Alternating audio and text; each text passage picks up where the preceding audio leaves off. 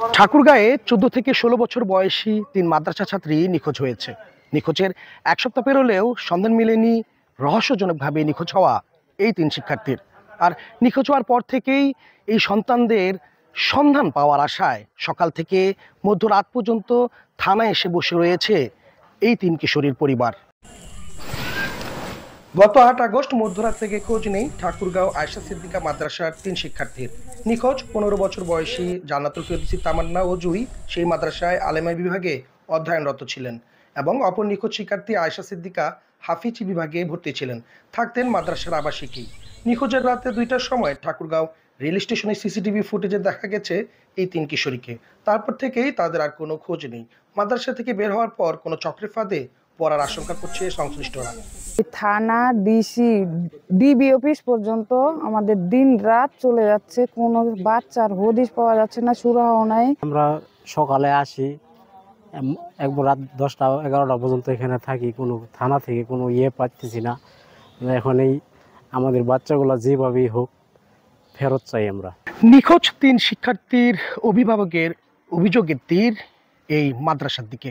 মাদ্রাসার দুর্বল নিরাপত্তা ব্যবস্থা এবং শিক্ষার্থীদের উপর অতিরিক্ত নির্যাতনের ফলেই এই ঘটনা ঘটেছে বলে অভিযোগ করছে শিক্ষার্থীদের অভিভাবকেরা। ঠাকুরগাঁও সদর উপজেলার সালান্দরে অবস্থিত আয়েশা সিদ্দিকা মাদ্রাসা। দ্বিতল বিশিষ্ট মাদ্রাসা ভবনে নেই কোনো নিরাপত্তা প্রহরী, বারান্দায় নেই কোনো বেষ্টনী। সেই সাথে শিক্ষার্থীদের উপরে অতিরিক্ত নির্যাতনের অভিযোগ করছে অভিভাবকরা।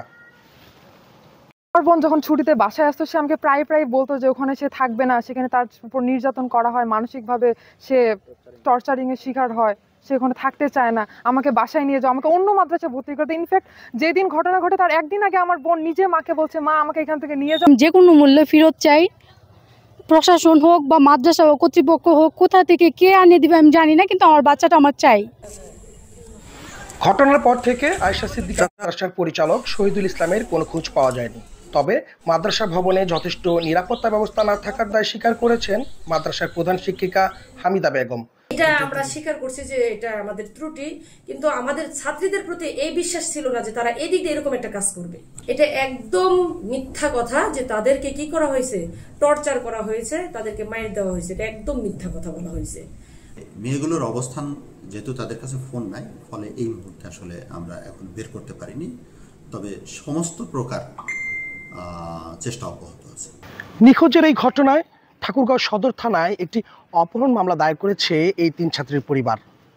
অভিভাবকেরা এখন যে কোনো মূল্যে, যে কোনো শর্তে শুধু তাদের সন্তানদের ফেরত পেতে চায়।